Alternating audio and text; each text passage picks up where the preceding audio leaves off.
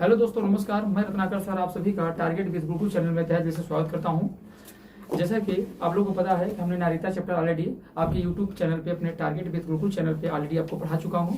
आप लोग वहां से पढ़कर इसके नोट्स को बेहतर बना सकते हैं और आगामी जो भी एग्जाम है उन सभी में अगर इंडियन कॉन्स्टिट्यूशन से कोई भी क्वेश्चन बनता है तो बड़े ही आसानी से आप उसे कर पाएंगे। अब इसी बात हमारा जो दूसरा पार्ट है किसके लिए बेटा, मूल अधिकार है। तो आज हम लोग मौलिक अधिकार अर्थात मूल अधिकारों पे चर्चा करने वाले हैं, फंडामेंटल राइट्स के बारे में चर्चा करना है। अब ये स्पेशली जो क्लास रिकॉर्डेड की जा रही है, जो प्रोवाइड की जा रही है, स्पेशली किसके लिए भी है, ये ध्यान देना, यूपीएसआई बैच के लिए है। किसके लिए है? यूपीएसआई बैच के लिए है। याद रख लीजिएगा, मौलिक अधिकार यूपीएसआई बैच 2025 के लिए है और ये इसका पार्ट 1 है। और इसकी पीडीएफ अगर आपको चाहिए तो हमारा टारगेट विद गुरुकुल जो टेलीग्राम चैनल है उसको ज्वाइन कर लीजिए आप लोग। यहाँ से क्लास की अपडेट, पीडीएफ सारे कुछ आपको यहाँ से अवेलेबल हो जाएंगे, राइट। आइए हम लोग क्लास को क्या करते हैं, स्टार्ट करते हैं। और क्लास में सबसे पहले हम लोग देखेंगे मौलिक अधिकार। क्या देखेंगे? मौलिक अधिकार। तो सबसे पहले बात ये बेटा कि मौलिक अधिकार होता क्या है। मौलिक अधिकार होता क्या है? तो मौलिक अधिकार एक प्रकार से बच्चे ऐसे अधिकार हैं जिन शक्तियों का वो जो भी नागरिक हों उन शक्तियों का प्रयोग करके अपने देश को बेहतर बना सकें। जैसे कुछ ऐसे कार्य होते हैं जिसे हमें किसी से पूछना पड़े, हम स्वतः अपने से वो कार्य करें और इसमें देश का क्या हो बेटा, उत्थान हो। तो सभी जितने अधिकार आएंगे जिनका आप लोग उपयोग करते हैं वो सभी अधिकार क्या आएंगे बेटा, मौलिक अधिकार आएंगे। क्या होंगे? मौलिक अधिकार होंगे। तो ध्यान देना, आपसे यहाँ से क्वेश्चन जो बनेगा बेटा उस क्वेश्चन को हम लोग चर्चा करते हुए चलेंगे और उन्हीं से हमारा क्वेश्चन बनेगा, उन्हीं से हमारा पेपर निकलेगा भी। तो देखो जी, मौलिक अधिकार एक प्रकार से इसलिए लाया गया है क्योंकि हमको समाज को क्या बनाना है, बेहतर बनाना है और नागरिकों को भी कुछ अधिकार दिया जाए जिससे नागरिक भी अपने अधिकारों का प्रयोग करे और देश को आगे बढ़ाए। क्योंकि सारी जिम्मेदारियां सरकार की थोड़ी होगी देश को आगे ले जाने की। सारी जिम्मेदारियां अगर सरकार को ही दे देंगे तो भैया जनता क्या करेगी। तो जनता को भी कुछ अधिकार दिया गया कि भैया ये काम आप भी करो, आपको बार बार सरकार से पूछना नहीं है कि आपको क्या करना है क्या नहीं करना। चलिए मैं कुछ अधिकार आपको दे देता हूँ, आप इन अधिकारों का लुत्फ उठाइए। पर जो अधिकार मैं दूंगा वो अधिकार कैसे होंगे? सीमित होंगे। ऐसा नहीं है असीमित होंगे, मनमानी ढंग से प्रयोग करेंगे। क्योंकि अगर जनता को अधिकार अधिक मिल जाएंगे, अगर जनता मनमानी ढंग से काम करने लगेगा तो इसमें क्या होगी, सरकार को कार्य करने में चलाने लगेगी। तो अधिकार आपका वहीं तक वैलिड है जहां तक किसी दूसरे की स्वतंत्रता बाधित न हो, जहां सरकार के कार्यों में कोई अड़चन न आए। तो बात सुन रहे हैं। तो सबसे पहले ये बच्चा हम देखते हैं इसके संवैधानिक प्रावधान के कहाँ पे हमारे भारतीय संविधान में इसका उल्लेख है बेटा। तो देखिएगा, अगर उल्लेख की बात करेंगे बेटा तो सबसे पहला पॉइंट ये बनेगा कि भैया इसका स्रोत कहाँ से, इसे लिया कहाँ से गया है, स्रोत। तो बच्चे अगर मैं आपसे स्रोत कहूँ तो इसे कहाँ से लिया गया है, इसे ध्यान देना, यूएसए के संविधान से लिया गया है। कहाँ से लिया गया बेटा? यूएसए के संविधान से इसे लिया गया है। और इम्पोर्टेंट मुद्दा ये है कि ये ध्यान देना, फंडामेंटल राइट जो था ना यूएसए के संविधान में नहीं था। इसे यूएसए के संविधान में नहीं था क्योंकि यूएसए का संविधान बना कब बेटा? यूएसए का जो संविधान बना है वो कब बना है? 1700, ध्यान देना है, पूर्णतः अगर मान चलिए 1779 और 89 किसका माना जाता है? 1779 हुआ था, पर एग्जैक्टली अगर देखा 1789 में। पर इसमें संविधान में इसमें कुल कितने अनुच्छेद थे बेटा इनके संविधान में? कुल आर्टिकल की चर्चा कितनी थी? कुल आर्टिकल की चर्चा केवल कितनी थी? सिर्फ 7 था। कितने अधिकार थे यहाँ पे? केवल 7 अनुच्छेदों में पूरी वहां का संविधान था। तो ये जो अमेरिका का संविधान है, अमेरिका के संविधान ने क्या किया था बच्चे? ब्रिटेन एवं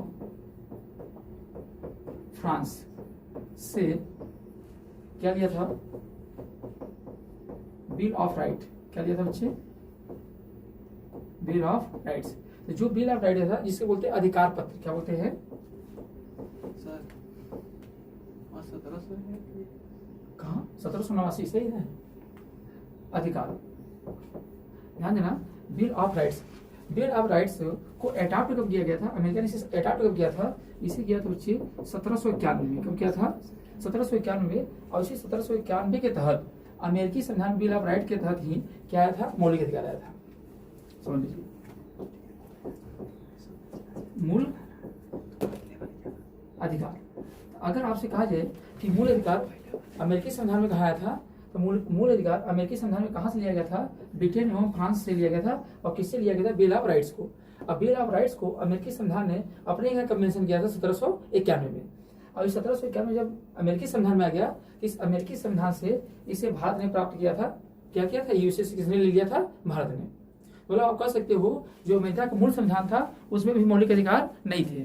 तो अमेरिका के संविधान में मूल अधिकार नहीं थे, तो इन्होंने कहाँ से अडॉप्ट किया बच्चे? ब्रिटेन एवं फ्रांस के बिल ऑफ राइट्स प्राप्त किया। अब इस बिल ऑफ राइट के माध्यम से कौन प्राप्त कर लिया बेटा? इस बिल ऑफ राइट के माध्यम से कौन प्राप्त कर लिया? हमारा भारत, राइट।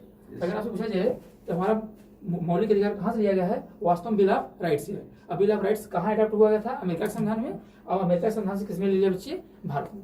बोलो इतनी बात तक समझ आ गई नहीं आगे? अगर आप पूछा जाए बेटा ये किस भाग में है, इसका भाग कौन से बच्चे? तो आप भाग याद कर लीजिएगा कौन से हैं? 3। अब जरा बताइए, पहले में क्या था? राज्य एवं संघीय क्षेत्र थे, दूसरे में क्या थे? नागरिकता थे, और तीसरे में क्या लेंगे बच्चे? भाग थे। तीसरी चौथी बात बेटा, अगर आपसे मैं कुछ कहूँ ये कितने अनुच्छेद के बीच में आता है? आर्टिकल। बेटा अगर आर्टिकल की बात करूंगा ये कितने से आता है? 12 से 35 के बीच में आता है। कितने से आता है? 12 से 35 के बीच में हमारा क्या आता है? फंडामेंटल राइट्स आता है। कितने से आता है? 12 से 35। दूसरी चीज ये पूछिएगा बेटा, अब 12 से 35 आता है, अगर इसमें कहा जाए पहला पॉइंट तो 12 से 35 में आएगा बच्चे। अगर कहा जाए कि इस समय हमारे भारतीय संविधान में कुल कितने अधिकार हैं, तो देखो जब संविधान बना था तो कुल मूल अधिकार की संख्या कितनी थी बेटा? मूल अधिकार, तो मूल अधिकार जब बना हुआ था मूल अधिकार संख्या कितनी थी? 7 थी। कितनी थी? 7 थे। पर पूछा जाए वर्तमान में कितना था? जब संविधान बना था कितना था? तो कितना था? 7 था। पर वर्तमान में अगर पूछा जाए मूल अधिकार कितने हैं? वर्तमान में मूल अधिकार की बच्चा संख्या कितनी है? ये कितनी है? 6 है। कितना है? 6 है। तो पहले मूल अधिकार कितने थे? तो ध्यान देना है, पहले मूल अधिकार कितने थे? पहले 7 थे, अब कितना हो गए हैं? 6 हो गए हैं। मतलब इसमें से एक अधिकार क्या हो गया बच्चे? कम हो गया। तो आपके मनो मस्ती में चला जाइए ऐसा कौन सा अधिकार था जो कम हो गया? तो मतलब इसमें एक संपत्ति का अधिकार था जिसे समाप्त कर दिया गया। तो बच्चे आपसे पूछा जाए कि क्या मूल अधिकार में संशोधन हुआ? बिल्कुल संशोधन हुआ, तभी तो हटा। कौन से महत्वपूर्ण संशोधन हुए थे बच्चे?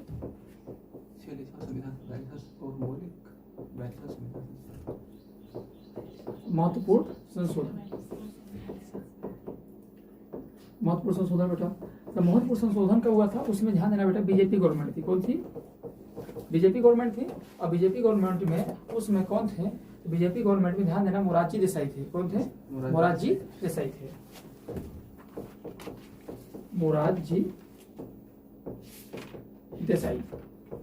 और ये जो बेटा मोरारजी देसाई थे ना, तो इसी समय क्या हुआ? हमारा संविधान संशोधन हुआ 44वां। कौन सा हुआ? 44वां 44 अमेंडमेंट 1978। कब हुआ था? 44वां संविधान संशोधन 1978 हुआ। अब इसके तहत हुआ क्या कि जो संपत्ति का अधिकार था, क्या था? हमारे पास था संपत्ति का अधिकार। क्या था? संपत्ति का अधिकार था बेटा। और संपत्ति का अधिकार कहाँ पे था? अगर आपसे कहा जाए भारतीय संविधान किस आर्टिकल में था? ये तो ध्यान देना 31 में था। कहाँ था? संपत्ति का अधिकार आर्टिकल 31 में था। कहाँ था बच्चे? आर्टिकल 31 में था। इस संपत्ति के अधिकार को क्या बना दिया गया? इसे विधिक अधिकार बना दिया गया, मतलब मौलिक अधिकार से इसे हटा दिया गया। तो आपसे पूछा जाए किस अधिकार को हटा दिया गया था? तो संपत्ति के अधिकार जो आर्टिकल 31 था, इसी को क्या किया गया था? हटा दिया गया था। और संपत्ति के अधिकार को हटाकर कहाँ रखा गया? इसी बच्चे आर्टिकल 300 के क में, या तो आप ये बोल सकते हो आर्टिकल 300 के क में रखा गया, जिसे अब क्या कहेंगे बेटा? जिसे हम लोग क्या कहेंगे? विधिक अधिकार कहेंगे। क्या कहेंगे? विधिक अधिकार। तो आपसे पूछा जाए कि कौन सा अधिकार को समाप्त कर दिया गया था? तो संपत्ति के अधिकार को समाप्त कर दिया गया था आर्टिकल 31 में जो था, और उसे आर्टिकल 300 क में रखा गया, जिसे हम लोग क्या कहें बच्चे? इसे हम लोग विधिक अधिकार के नाम से जानते हैं। तो बोलो इतनी बात समझ में आ गया? अगर आपसे पूछा जाए इसका स्रोत कहाँ से बच्चे? आप यूसेस बताएंगे किस भाग में है? तो भाग 3 में है। आर्टिकल कहाँ से कहाँ तक आता है? 12 से 35 तक आता है। मूल अधिकार में पहले कितने अधिकार थे? 7 अधिकार थे। वर्तमान में कितने हैं? 6 हैं। तो कौन से अधिकार को समाप्त कर दिया गया था बेटा? तो अगर आपसे पूछा जाए कौन से अधिकार को समाप्त कर दिया गया था, तो आप लोग को पता है कि यहाँ पे मोरारजी देसाई 44वां संविधान संशोधन 1978 हुआ, जिसके तहत संपत्ति के अधिकार को हटाकर कहाँ रख दिया गया? विधिक अधिकार आर्टिकल 300 क में रख दिया गया। जिसे कानूनी अधिकार रख दिया। अब आप लोग कहेंगे कि इसे संपत्ति के अधिकार को हटाया क्यों गया? जब संपत्ति का अधिकार था, हम लोग का अधिकार था, संपत्ति का कंट्रोल जो किस में हाथों होता था? मेरे हाथों में। मतलब आप लोग के हाथों में, हम लोग के हाथों में। तो संपत्ति का मालिक कौन होता था? जनता होती थी। तो संपत्ति के अधिकार को हटाने के पीछे कारण क्या हुआ बेटा? इसके पीछे बहुत सारे कारण थे। कारण क्या थे? ऐसे समझिए, सरकार जब भी कोई सार्वजनिक योजना लाती थी, सार्वजनिक योजना हम लोग समझ रहे हैं, मतलब सरकार जनता के हित के कोई कार्य करना चाहती है। जैसे एज एग्जाम्पल ले लीजिए, जैसे मान लीजिए जहाँ अपना कोचिंग संस्था यहाँ से रेलवे गई है। अब रेलवे जब जा रही है तो रेलवे जाते समय यहाँ बहुत लोगों की संपत्ति पड़ी, जमीन पड़ी। तो ये संपत्ति जो पड़ी, तो जब रेलवे लाइन जाने लगी तो रेलवे लाइन क्यों बिछाया जा रहा है? देश के कल्याण हेतु, जैसे ट्रेड अच्छा हो सके, व्यापार अच्छा हो सके, आपके पास जो भी वस्तुएं बन रही हैं उसको सही टाइम पे पहुंचाया जा सके, उसका वितरण सही तरीके से हो सके। पर जब रेलवे जाने लगी, रेलवे ने कहा, गवर्नमेंट ने कहा कि हम यहाँ से रेलवे ले जा रहे हैं। और जब रेलवे ले जा रहे हैं तो जो जमीन है वो किसका है? हम लोग का है। तो हमने कहा ये तो हमारी क्या है? अधिकार है। फंडामेंटल राइट्स हमारा क्या है? संपत्ति का रखना हमारा क्या है? अधिकार है। हम अपने जमीन में से रेलवे नहीं जाने देंगे। बताइए, जब जमीन में से रेलवे नहीं जाने देंगे तो देश का विकास कैसे होगा? तो ऐसे सरकार के बहुत सारे कार्य होते थे जहां बार बार अड़चन आने रही थी। तो सरकार ने कहा ऐसा है, संपत्ति का मालिकाना हक आपका रहेगा, संपत्ति का मालिकाना हक आपका रहेगा, पर जब भी सरकार कोई सार्वजनिक हित का कार्य करेगी, सरकार जब भी कोई सार्वजनिक हित की बात करेगी तो आपकी संपत्ति को क्या करेगा? वो ले सकती है। हाँ, उसके बदले में आपको क्या करेगी? या तो उतनी इवेज में कहीं जमीन मुहैया करा दे, या तो फिर जो भी उस क्षेत्र का सर्किल रेट चल रहा है उस हिसाब से आपको क्या करेगी? मुआवजा देगी, जिससे आप अपना जीवोपार्जन किसी दूसरे स्थान पर रह के कर सकते हैं।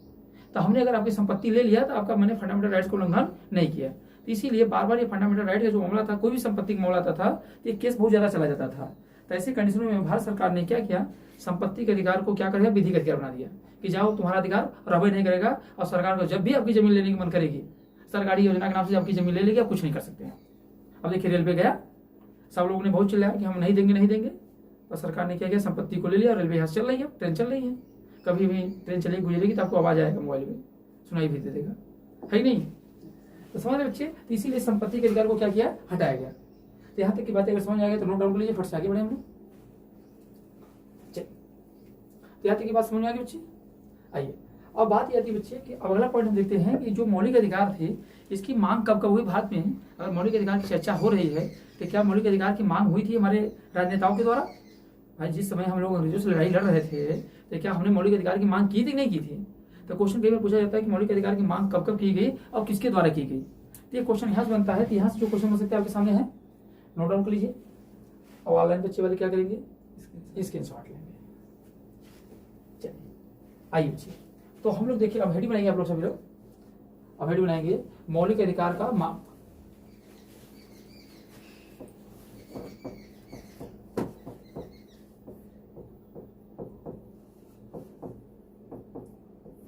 मौलिक अधिकार का मांग।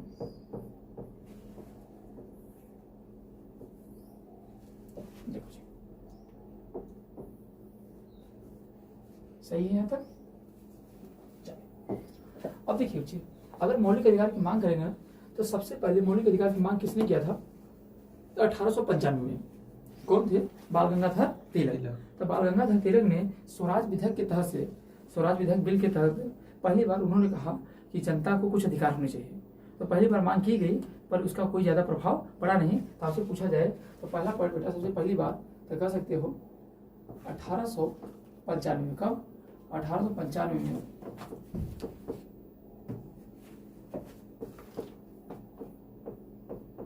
बाल गंगाधर तिलक द्वारा स्वराज विधेयक के तहत, अब जहां जहां फंडामेंटल राइट्स आएगा मैं FR लिखूंगा ना, स्वराज विधेयक के तहत फंडामेंटल राइट्स की मांग की गई थी। तो आपसे ये भी क्वेश्चन बन जाएगा बेटा कि सबसे पहली बार स्वराज विधेयक की मांग किसने की थी? तो सबसे पहली बार स्वराज विधेयक की मांग किसने की थी? बाल गंगाधर तिलक ने की थी, राइट। दूसरा क्वेश्चन बन जाता है, पहली ऐसी कौन सी महिला थी जिन्होंने, आपसे पूछेगा, मौलिक अधिकार की मांग की, फंडामेंटल राइट्स की मांग की। तो दूसरी महिला कौन सी आएगी बच्ची? तो दूसरी जो होती हैं 1925 में कौन आएगा? 1925 में एनी बेसेंट। कौन थी बेटा? Annie Besant. 1925 में बेटा एनी बेसेंट ने कॉमनवेल्थ, इनकी बुक का नाम क्या था बेटा? इनके बुक का नाम था कॉमनवेल्थ ऑफ इंडिया। क्या नाम था?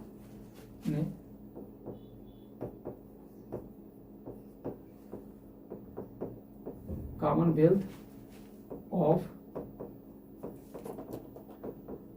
इंडिया के तहत फंडामेंटल राइट्स की मांग किया था। अच्छा, यहां से एक हिस्ट्री का भी क्वेश्चन मिल जाता है बच्चा। अगर पूछा जाए पहली ऐसी महिला जिसने कांग्रेस अधिवेशन की अध्यक्षता की थी, तो बेटा पहली महिला कांग्रेस अधिवेशन की अध्यक्षता किसने की थी? एनी बेसेंट ने की थी। और कब की थी? 1917 में। कब की थी? 1917 में। जबकि पहली भारतीय महिला अगर किसने किया था तो 1925 में किसने किया था? सरोजिनी नायडू ने किया था। तो ये दो क्वेश्चन यहाँ बनाना चाहे तो बना सकते हैं आप लोग। एक्स्ट्रा पॉइंट में आप लोग क्या बना लेंगे बच्चे? यहाँ से 1917 में पहली महिला, 1917 में पहली महिला जिसने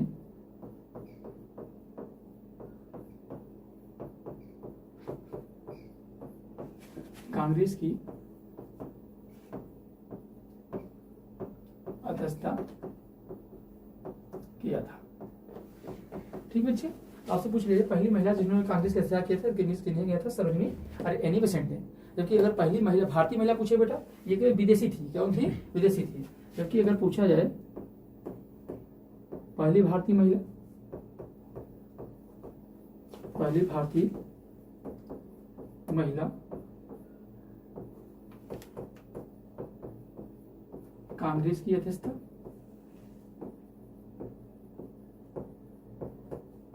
तो किसका नाम बताएंगे बच्चे? सरोजिनी नायडू। बोलो बात यहाँ तक क्लियर बच्चे? ये दो पॉइंट आपके एक्स्ट्रा है, आप इसे चाहे तो इसे याद कर सकते हैं, नहीं तो हम लोग तो पढ़ रहे हैं फंडामेंटल राइट्स। तो ध्यान देना बच्चे, तो पहली बात तो ध्यान 1925 में किसने किया था? एनी बेसेंट ने किया था। 1925 में कॉमनवेल्थ के तहत और फंडामेंटल राइट्स की मांग करेंगे बेटा तो किसने किया था? एनी बेसेंट ने किया था। अच्छा, इसी बीच में आपको बता दो एक व्यक्ति और थे। कौन थे भैया? 1922 में गांधी जी भी ने क्या किया था? उन्होंने कहा था कि जो फंडामेंटल राइट्स हो वो किसका हो? भारतीयों के आधार पर हो। तो ध्यान देना, आप कह सकते तरीके से तीसरे रूप में, यहाँ मैं ऊपर लिख देना चाहिए था पर मैं यहाँ लिख दे रहा हूँ ना। 1922 में गांधी जी ने कहा इन्होंने मुख्यतः संविधान की बात किया था बेटा। उन्होंने कहा भारतीयों का संविधान, भारतीयों का संविधान भारतीयों के आधार पर हो। मतलब भारतीयों के आधार पर अर्थात थोड़ी बहुत बातें अगर देखेंगे तो इसमें फंडामेंटल राइट्स आती है। मुख्यतः इन्होंने किसकी मांग की थी? संविधान की मांग की थी। किसकी बात की थी बेटा? संविधान की मांग की थी। तो ध्यान दें 1922 में गांधी जी ने भी ये विचारधारा इकाई थी। उसके बाद बेटा 1925 के बाद कौन आते हैं? 1927 में कौन आता है? 1927 में आते हैं कौन आते हैं? M N Ansari. कौन आते हैं? M N Ansari. तो ध्यान रखिए, इसके बाद चौथे नंबर कौन आ जाएंगे? 1927 में इनका नाम था M N Ansari. M N Ansari बेटा ने कहाँ मांगा था? मद्रास अधिवेशन में। मद्रास अधिवेशन में इन्होंने भी बेटा क्या किया था? फंडामेंटल राइट्स की मांग रखी थी कि फंडामेंटल राइट्स होना चाहिए। उसके बाद बेटा फंडामेंटल राइट, इसके बाद आता है 1928 में नेहरू रिपोर्ट। कौन आता है बच्चे? 1928 में नेहरू रिपोर्ट। पहले आप इनको कर लीजिए। तो ध्यान दीजिए 1895 में बाल गंगाधर तिलक द्वारा क्या किया जाता है? स्वराज विधेयक के तहत फंडामेंटल राइट्स की मांग की जाती है। फिर उसके बाद 1925 में एनी बेसेंट के द्वारा मांग की जाती है। और इसके 1922 में गांधी जी ने विचार रखा था, ये पहले की बात है। और फिर 1927 में एम एन अंसारी द्वारा भी मद्रास अधिवेशन में फंडामेंटल राइट्स की मांग की जाती है। फर्स्ट आप नोट डाउन करिए, फिर आगे बढ़े हम लोग।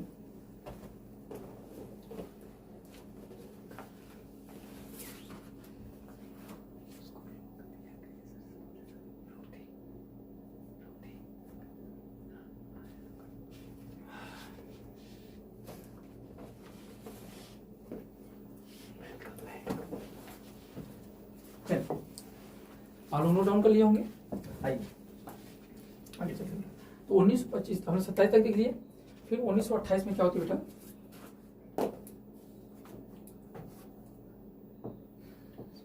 कौन आता है, नेहरू रिपोर्ट। कौन आता है बच्चे, अब नेहरू रिपोर्ट तो ध्यान देना है, जो नेहरू रिपोर्ट आता है इसका पूछा जाए तो ये कब आता है बच्चे, 1928 में। कब आता है, 1928 में आता है। अब इसके अध्यक्ष कौन थे पूछा जाएगा। इनके अध्यक्ष थे इनके पिताजी मोतीलाल नेहरू। कौन थे बेटा, मोतीलाल नेहरू थे। और उपाध्यक्ष अगर आपसे पूछा जाए उपाध्यक्ष, तो उपाध्यक्ष कौन थे, जवाहरलाल नेहरू थे। कौन थे बेटा, जवाहरलाल नेहरू थे। और इसके तहत भी क्या हुआ था, फंडामेंटल राइट्स की मांग की गई थी नेहरू रिपोर्ट में,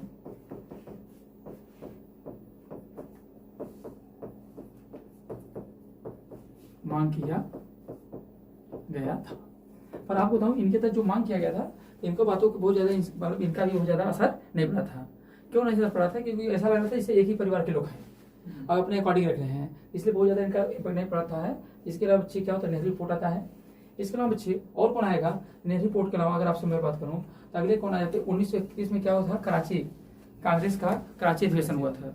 और कराची अधिवेशन के तहत भी क्या हुआ था, MA प्रारूप, और जवाहरलाल नेहरू द्वारा सरदार पटेल ने क्या किया था, फंडामेंटल राइट्स की मांग की थी ना। इसके अलावा बच्चे क्या हुआ था, अगला वाले पॉइंट 1931 में क्या हुआ था, कराची अधिवेशन। तो कराची जो अधिवेशन हुआ था बेटा, ध्यान देना, कराची अधिवेशन कहाँ पर बता सकते हैं आप लोग, लाहौर। कहाँ बच्चे, लाहौर। तो कराची अधिवेशन कहाँ हुआ था, लाहौर में हुआ था। अब इस कराची अधिवेशन जो हुआ था ना बेटा, इस कराची अधिवेशन द्वारा ध्यान देना, उसमें कौन थे कराची अधिवेशन में, MA प्रारूप थे और कौन थे, जवाहरलाल नेहरू। कौन थे, MA प्रारूप एवं जवाहरलाल नेहरू। ये दोनों लोग थे बेटा। इन्हीं दोनों के आधार पे क्या हुए थे, इन्हीं दोनों के आधार पर सरदार वल्लभ भाई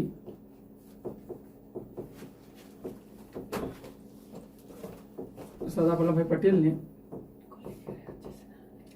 फंडामेंटल राइट्स की मांग किया था बच्चे। तो आपसे अगला क्वेश्चन मिल जाए कि अगर पूछा जाए कि कराची अधिवेशन में किसने मांगा था, तो वास्तव में किसने मांगा था बच्चे, सरदार वल्लभ भाई पटेल ने मांगा था। पर इसमें अगर देखा जाए इसको जोड़ किसने दिया था, M प्रारूप और जवाहरलाल नेहरू ने। अब यही जानते हैं ना, कराची अधिवेशन में क्या हुआ था, पहली बार हमने क्या किया था, रावी नदी किनारे झंडा फहराया था, अपना पहला स्वतंत्रता दिवस भी मनाया था। अगर आपसे यहाँ से क्वेश्चन याद कर सकते हो बेटा, लाहौर अधिवेशन से ही एक्स्ट्रा में 1930 क्या बेटा, कराची है ना, तो 1930 वही 26 जनवरी 1930 31 है ना, कराची अधिवेशन में ही हुआ था ना। तो यही ध्यान देना, तो यहीं से क्वेश्चन और मिल जाएगा बेटा, तो आप लोग याद कर लीजिएगा क्या हो जाएगा, 26 जनवरी 1931 को रावी नदी के तट पर पहली बार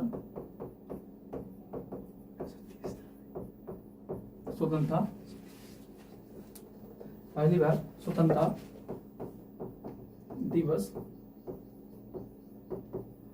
मनाया गया था एवं झंडा फहराया गया था।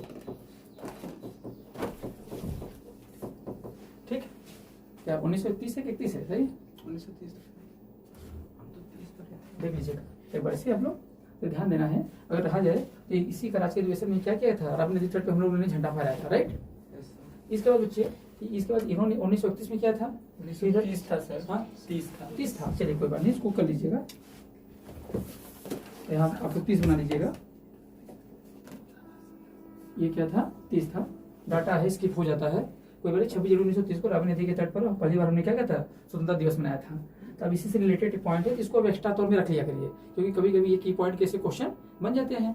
तो ध्यान देना। इसके बाद बच्चे हमने क्या किया था, कराची अधिवेशन के साथ भी क्या किया, हमने इसकी मांग रखी थी।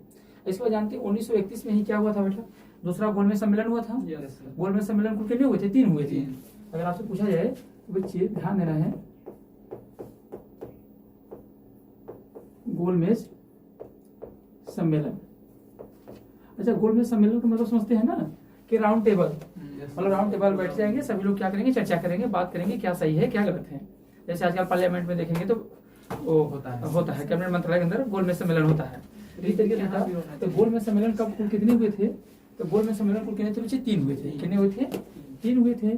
कौन कौन से कब कब हुए थे, एक तो 1930 में हुआ था बेटा, फिर 1931 में हुआ था, और फिर 1932 में हुआ था। तो जो सेकंड वाला था ना, इसी सेकंड वाले में गांधी जी ने भाग लिया था। सेकंड वाले में क्या हुआ था बच्चे, इसमें ध्यान देना, गांधी जी ने भाग लिया था। अब भाग लिया था इस गोलमेज सम्मेलन में, गांधी जी ने फंडामेंटल राइट्स की मांग की थी यहाँ पर भी, पर इसी कारण वहां पे लोग बात मानते हैं तो गांधी जी नाराज होकर क्या करते हैं, चले जाते हैं। समझ रहे हैं। तो सेकंड गोलमेज सम्मेलन में भी क्या हुआ था, आपसे अगर कहा जाए यहाँ भी फंडामेंटल राइट की मांग की गई बेटा। इसके बाद अंततः आते आते क्या होता है, 19 टीपी सप्रू समिति बनाई जाती है। क्या बनाई जाती है, टीपी सप्रू। यहाँ तक की बात समझ में आई नहीं, आगे पहले तो कब कब मांग की गई बेटा, फटाफट आप लोग नोट डाउन कर लीजिए। हो गया, आगे बढ़े, चलिए नोट डाउन साथ में करते रहिए आप लोग। देखिए इसके बाद क्या होता है बच्चे, टीपी सप्रू, टीपी सप्रू समिति। अब देखो बच्चे, टीपी सप्रू, टीपी सप्रू समिति। अब हुआ क्या कि जब संविधान बन रहा था ना, तो जब संविधान बन रहा था तो उसमें कुल 3 अधिकारों की बात की जा रही थी। कितने अधिकारों की बात की जा रही थी, 3। और 3 अधिकार कौन कौन से थे, एक तो हमारे पास था डीपीएसपी। क्या था, डीपीएसपी था। एक फंडामेंटल ड्यूटी था। अब एक हमारे पास क्या था, फंडामेंटल राइट्स था। तो कुल 3 अधिकारों की बात की जा रही थी, fundamental duty, fundamental rights and fundamental DPSP, fundamental duty and the fundamental rights. 3 अधिकारों की बात की जाती थी। इसमें से जो थे 3 अधिकारों को क्या किया बेटा, 2 अधिकारों, 3 अधिकारों को क्या किया गया, 2 भागों में बांटा गया। अधिकार, अन्य अधिकारों को 2 भागों में बांटा गया। एक तो ध्यान बेटा क्या था हमारे पास, एक तो आवश्यक थे, अभी क्या है, अनिवार्य। आवश्यक कौन कौन से थे, मतलब जो जरूरत थी बेटा, आवश्यक अधिकार, अधिकार। अभी क्या था बेटा, अनिवार्य था।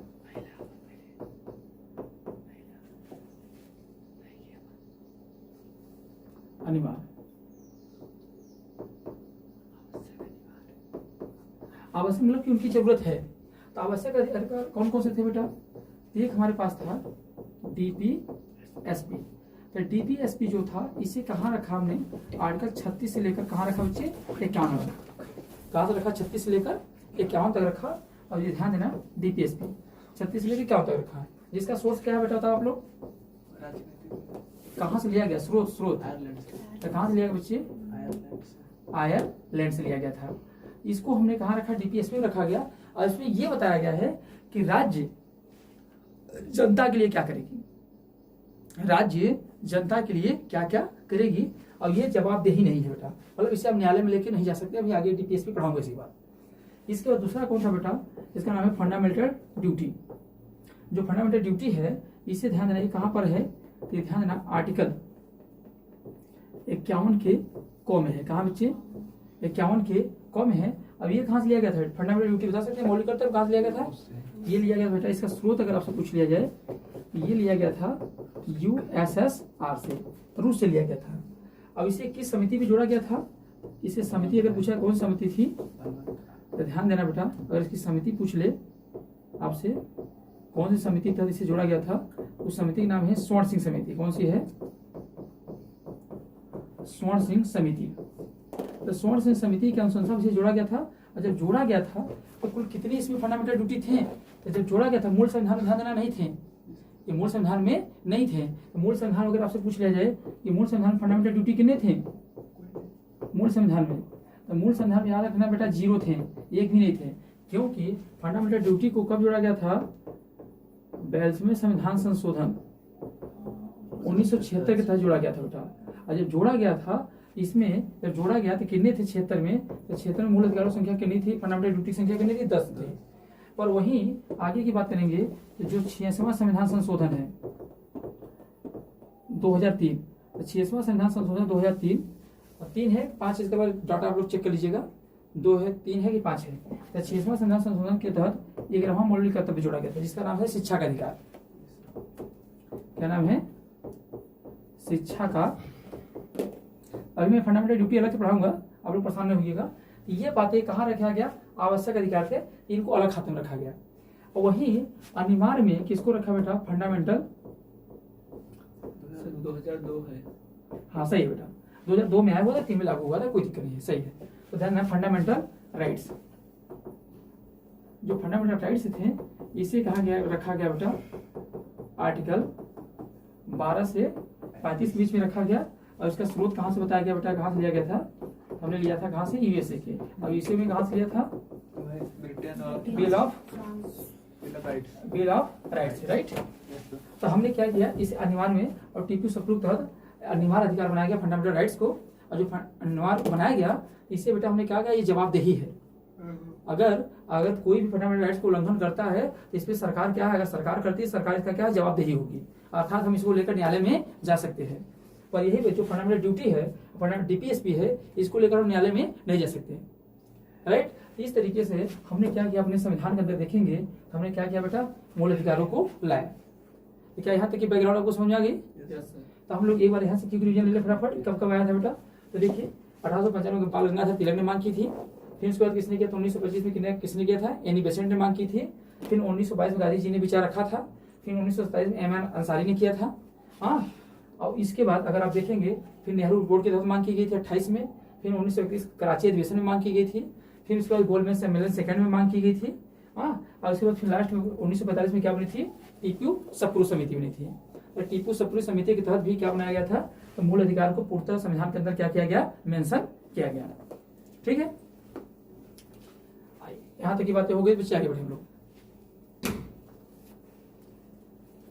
यहाँ तक की बातें समझ आ गई भैया, आगे बढ़ जाए। चलिए, तो आपको समझ आ गया ना, अनिवार्य अधिकार में कौन है, फंडामेंटल राइट्स है। अभी हमारे संविधान जोड़ेंगे, इन्हीं की हम लोग चर्चा करने वाले हैं। तो कब कब मांग की गई, इन क्वेश्चनों को भी आप ध्यान रखेंगे।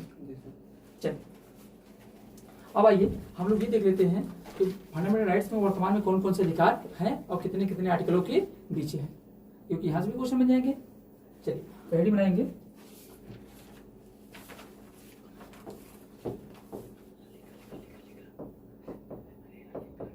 वर्तमान में उपस्थित फंडामेंटल राइट्स। तो बेटा वर्तमान में कितने उपस्थित हैं, 6 हैं। कौन कौन से हैं, 6 हैं। तो 6 कौन कौन है, जरा से देख लेते हैं फटाफट।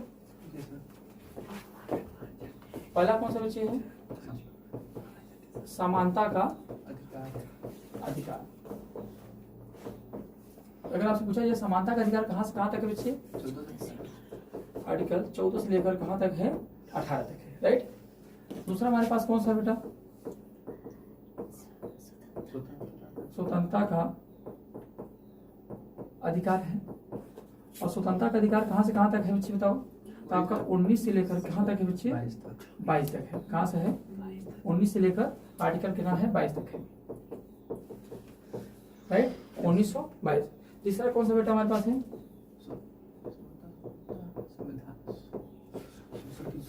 64 के विरुद्ध अधिकार।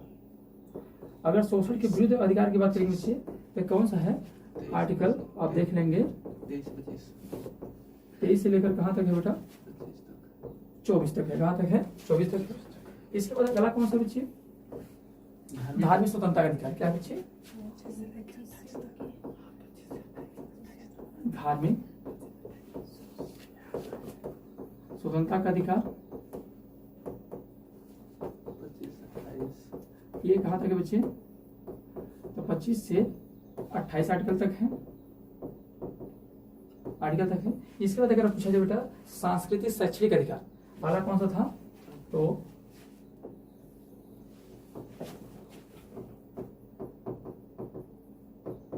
सांस्कृतिक, सांस्कृतिक क्या था, शैक्षणिक, शैक्षणिक अधिकार। तो सांस्कृतिक शैक्षणिक अधिकार कहाँ से कहाँ तक था बेटा, 29 से लेकर कहाँ तक था, 30 तक था, राइट। आर्टिकल 29 से लेकर 30 तक था। इसके बाद लास्ट हमारा कौन सा बच्चे है, हमारा संवैधानिक अधिकार। क्या है बेटा, संवैधानिक अधिकार, संवैधानिक अधिकार। तो संवैधानिक अधिकार की अगर बात करेंगे बेटा तो हमारा कौन सा था, आर्टिकल 32 था। कौन था, आर्टिकल 32।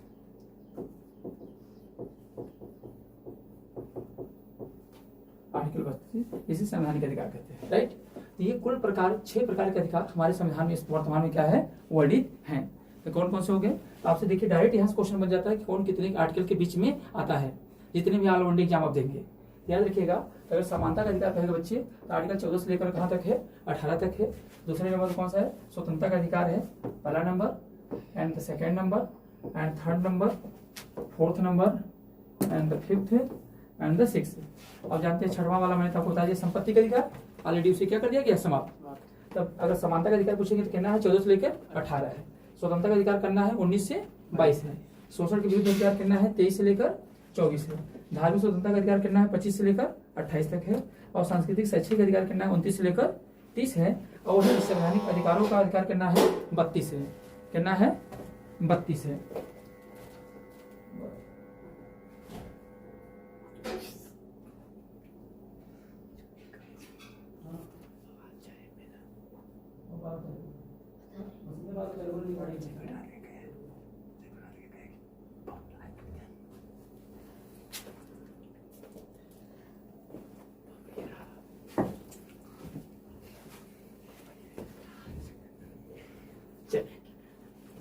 यहाँ तक की बात होगी बच्चे। अभी हम लोग सिर्फ फंडामेंटल राइट्स का बेसिक परिचय ले रहे हैं। अभी आर्टिकल हम लोग नहीं चले हैं। अब इसके बाद अगली हेडिंग हमारी पड़ेगी, क्या पड़ेगी बच्चे, भारतीय संविधान की फंडामेंटल राइट्स की विशेषता, कि इसमें क्या क्या विशेषता है, क्या क्या इसकी फीचर है ना।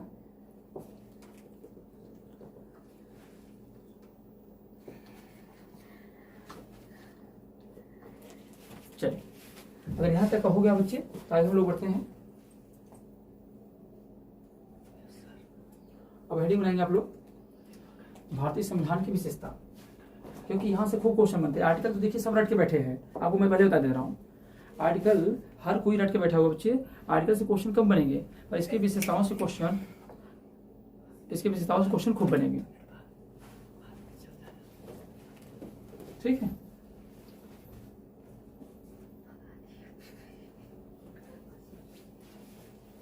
शोर बहुत मचा रहा है तुम लोग, दोनों काम हो रहा है, एक पंथ दो काज हो रहा है ना। कृपया ऑनलाइन ऑफलाइन दोनों जा रहा है। चलिए देखिए, ऑनलाइन बच्चों को ज्यादा समस्या ना हो ना, आप लोग तो सामने बैठे हैं। सॉरी गाइज, आइए, ऐसा है ना, आप लोग को पढ़ा रहे हैं, सामने कुछ बड़े ही खतरनाक प्रवृत्ति के बच्चे बैठे हुए हमारे सामने, समझ रहे हैं। अब ये छोटे से कमरे में लोग क्या कर रहे हैं, हम क्लास ले रहे हैं लाइव, आप लोग का मतलब ऑनलाइन रिकॉर्ड कर रहे हैं। तो ये लोग क्या कर रहे हैं, यहीं बैठकर आपस में चुटकुलेबाजी कर रहे हैं। अभी एक दिन आप लोग को सुनाएंगे ये लोग चुटकुलेबाजी क्या कर रहे हैं। चलिए हेडिंग बनाइए, चलिए आगे बढ़ते हैं, बातें कम करते हैं, पढ़ाई जरा। चलिए बच्चे हेडिंग बनाइए आप लोग। अब डालेंगे फंडामेंटल राइट्स की विशेषता।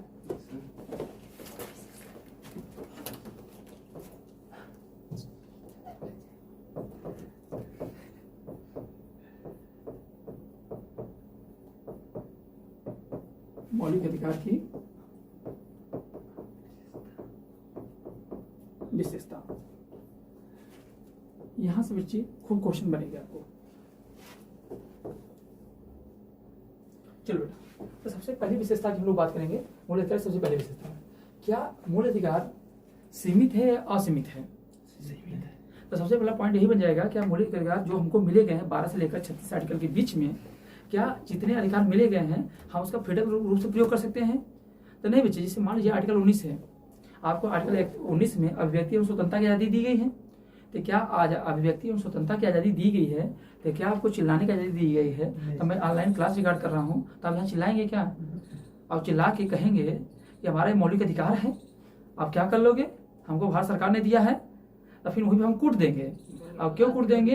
क्योंकि बेटा यहाँ हमारी स्वतंत्रता बाधित होने लगी।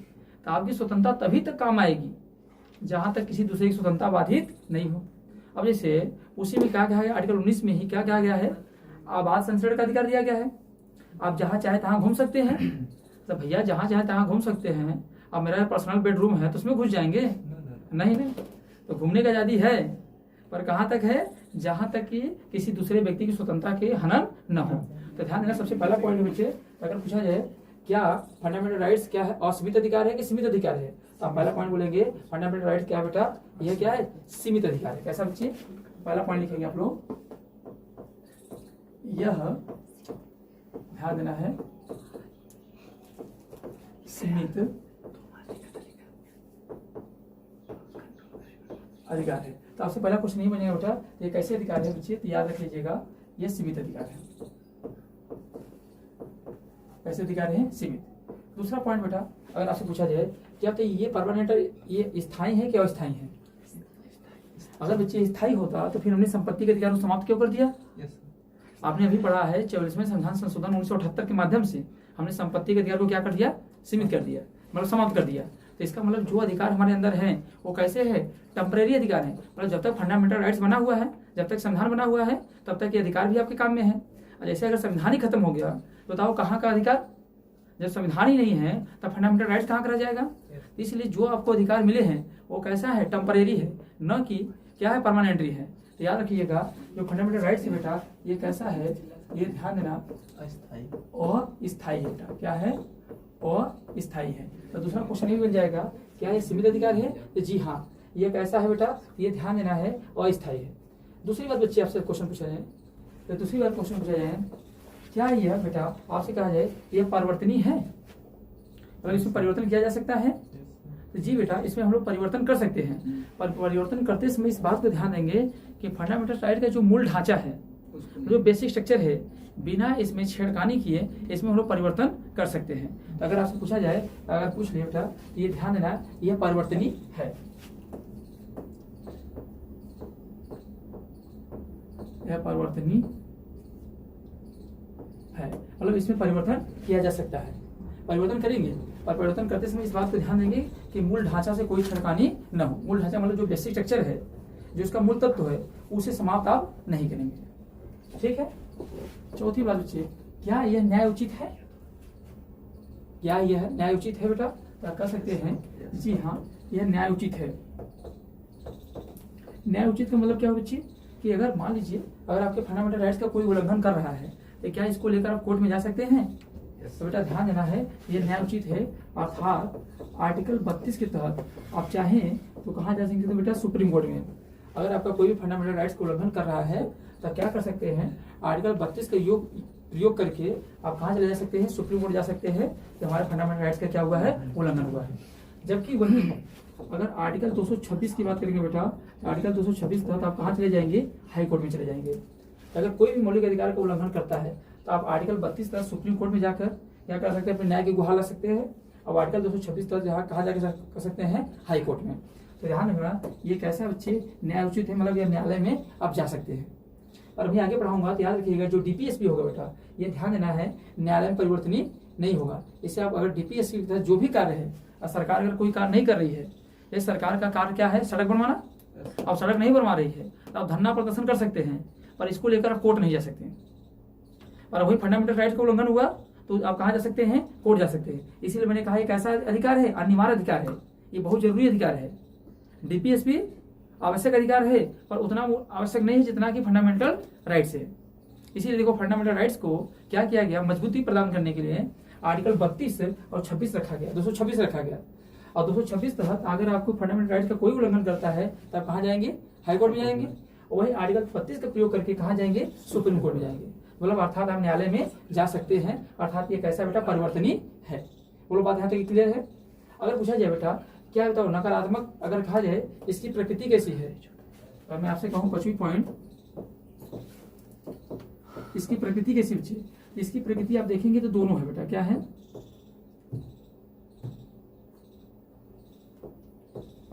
सकारात्मक एवं नकारात्मक। अगर प्रकृति की बात करेंगे बेटा तो प्रकृति इसकी सकारात्मक है और नकारात्मक। अब सकारात्मक मतलब क्या होता है, देखो सकारात्मक मतलब होता है बेटा जहां सरकार का विरोध करें। जैसे हमारे अधिकार है धरना प्रदर्शन देना, अगर सड़कें नहीं बना रहे हो तो सड़क नहीं बना रहे तो हम धरना प्रदर्शन देंगे क्योंकि हमारा अधिकार है। तो इसमें सरकार के कार्यों में अड़चन आएगा कि नहीं आएगा? आएगा। तो जहां भी जनता को वो अधिकार, जो जनता अधिकार प्रयोग कर रहा है और जहां से सरकार को कामों में अड़चन आ जाए तो सारे जितने प्रावधान होंगे सब क्या हो जाएंगे, सकारात्मक, क्योंकि जनता के लिए क्या हित का काम है कि नहीं है। अब जैसे सरकार रोड बना रही है, सरकार सड़क नहीं बनवा रही है, तो हम क्या किए, धरना प्रदर्शन के, सड़क क्यों नहीं बनवा रहे हो, तो सरकार के कामों में बाधा बना नहीं बना, तो मतलब वो जनता के लिए कैसा अधिकार है बच्चे, सकारात्मक अधिकार है। कैसे है, सकारात्मक अधिकार है। वही अगर सरकार के खिलाफ देखोगे तो कैसे हो जाएंगे, नकारात्मक हो जाएंगे। बस समझ रहे, अगर आपसे कहा जाए तो आप बात करेंगे बेटा तो हमारे यहाँ नकारात्मक और सकारात्मक दोनों है, पर अगर देखा जाए तो जो नकारात्मक है सरकार का पक्ष, जहाँ सरकार समझिएगा विरोध करता होगा। नकारात्मक क्या होगा बेटा, जहां भी क्या होता होगा, सरकार का विरोध। जनता के लिए तो सकारात्मक है और सरकार के लिए क्या होगा बेटा, विरोध। तो जहां सरकार को सभी प्रावधान जो फंडामेंटल राइट्स में दिए होंगे, जहां से सरकार का विरोध किया जा सकता है, वो सारे पहलू कैसे होंगे बच्चे, नकारात्मक होंगे। और जहां सरकार का विरोध नहीं कर सकते हैं वो कैसे होंगे बेटा, सकारात्मक। जैसे अगर मैं आपसे बहुत बात करूं बेटा, आर्टिकल 21 का क हो गया बेटा, जैसे आर्टिकल 25 धार्मिक स्वतंत्रता। अपनी स्वतंत्रता को उठाइए, सरकार से कोई लेना देना नहीं है, सरकार कोई हस्तक्षेप नहीं करती है। आर्टिकल 21 का में क्या बता सकते हैं हम लोग, वही मूल। हाँ बताइए, अभी आगे मैं पढ़ाऊंगा आप लोग को, चलिए क्लास क्वेश्चन मार देता हूँ, अभी आगे मैं पढ़ाने वाला हूँ। प्राण में दही स्वतंत्रता आर्टिकल 21 है, 21 का मैंने पूछा है, समझ रहे हैं? हाँ, अभी इसके अंदर सब आर्टिकल बहुत सारे आएंगे, अभी पढ़ाऊंगा आपको। और देखिए इसके साथ आपकी चेकिंग भी हो जाएगी कि आपकी पढ़ाई कितनी अच्छी है। याद रखिएगा, पहले आप यहाँ पॉइंट रखिएगा, विशेषता में आगे पढ़ाऊंगा। तो ध्यान देना है सकारात्मक और नकारात्मक। अगर पूछा इसकी प्रकृति, इसकी नेचर कैसी बेटा, इसकी नेचर आप बता सकते हैं, इसकी नेचर बेटा क्या है, दोनों आती है, सकारात्मक और नकारात्मक दोनों आती है। भाई बात नहीं करिए, आप बात करेंगे तो दिक्कत हो जाएगा। देखिए ये पॉइंट क्लियर है अच्छी, यहाँ तक पॉइंट सभी को बताइए, पहले स्पष्ट है, यहाँ तक इसमें किसी कोई समस्या है, नहीं समस्या है। अब आइए एक क्वेश्चन और आता है बेटा, पॉइंट आता है, क्या फंडामेंटल राइट्स को निलंबन कर सकते हैं, सस्पेंड। निलंबन का मतलब होता है सस्पेंड करना। क्या है, फंडामेंटल राइट्स को निलंबन किया जा सकता है। अब क्वेश्चन बेटा, क्या फंडामेंटल राइट्स को निलंबन किया जा सकता है, निलंबन मतलब सस्पेंड। तो देखो जी, हम अगर चाहे तो इसका निलंबन कर सकते हैं। कैसे करेंगे जरा समझिएगा। हम फंडामेंटल राइट को निलंबन किया जा सकता है, तो जी उसका उत्तर आप लगाएंगे क्या, यस कर सकते हैं। और उसके करने के पीछे तरीका क्या है जरा आप समझेंगे। अच्छा, आप सभी लोग को पता है कि हमारे पास क्या बच्चे, आर्टिकल 352 है, क्या बेटा, आर्टिकल 352। अब आप लोग को पता है आर्टिकल 352 में क्या है, इसमें है राष्ट्रीय आपातकाल। क्या बच्चे, राष्ट्रीय आपातकाल। राष्ट्रीय आपातकाल, जब बेटा राष्ट्रीय आपातकाल लागू हो, क्या हो, राष्ट्रीय आपातकाल जब लागू होता है 352 के तहत, जब राष्ट्रीय आपातकाल लागू है तो जो राष्ट्रपति होता है, राष्ट्रपति आर्टिकल 368 के तहत सभी फंडामेंटल राइट को क्या करेगा, सस्पेंड कर सकता है, केवल 20 और 21 को छोड़कर। तो ध्यान देना, मतलब निलंबन हो गया नहीं, सस्पेंड हो ही नहीं हो गया। अब जैसे राष्ट्रीय आपातकाल लगा हुआ है और राष्ट्रीय आपातकाल लगा हुआ है तो उसमें आप अपने फंडामेंटल राइट्स का स्वतंत्र लुप्त नहीं उठा सकते, सिवाय किसको छोड़कर बेटा, 20 और 21 को। 20 में क्या है, अपराध दो सिद्धि अधिकार है, मतलब कोई आपके ऊपर आरोप लग रहा है तो उससे आप बचाव कर सकते हैं, चाहे फंडामेंटल चाहे राष्ट्रीय आपातकाल लगा हो या न लगा हो। अब 21 में क्या है, प्राणों की रक्षा। तो ये दो आर्टिकल छोड़कर सभी फंडामेंटल राइट्स को क्या किया जा सकता है, सस्पेंड किया जा सकता है। अगर उस समय जिस समय राष्ट्रीय आपातकाल लगा हुआ है, अगर आप अपने धार्मिक स्वतंत्रता को लुप्त नहीं उठा पा रहे हैं तो आप ये नहीं कहेंगे उसको लेकर कोर्ट चले जाएंगे कि हमने आर्टिकल 32 तक कोर्ट जाना है। क्यों, क्योंकि हमारा फंडामेंटल धार्मिक स्वतंत्रता का अवहेलना हुआ है। क्यों होगा, अगर हुआ है अवहेलना तो होने दीजिए, क्योंकि उसमें क्या लागू है, राष्ट्रीय आपातकाल लागू है। और जिस समय राष्ट्रीय आपातकाल लागू है उस समय आप ध्यान दीजिएगा कि आप चाहे आपकी धार्मिक स्वतंत्रता का हनन हो, समझ रहे हो, चाहे आपकी समानता का हनन हो, चाहे किसी का भी हनन हो, आप उसके दौरान कभी भी सुप्रीम कोर्ट या हाई कोर्ट में नहीं जा सकते हैं। क्यों? क्योंकि उसमें क्या लागू बेटा, राष्ट्रीय आपातकाल। तो उसमें देश हित पहले देखा जाएगा, आपके अधिकारों को क्या कर दिया जाएगा, दरकिनार कर दिया जाएगा, आपको इंपॉर्टेंट नहीं दिया जाएगा। तो हाँ, तो आपसे क्वेश्चन नहीं पूछेगा राष्ट्रीय आपातकाल के दौरान क्या होता है, तो फंडामेंटल राइट्स को निलंबन करते हैं, पर करेगा कौन, किसके पास ये पावर है? तो बेटा ध्यान देना, इसके लिए पावर किसके पास है? तो आर्टिकल कितना है बेटा, 359 है। कितना है बेटा? 359 के तहत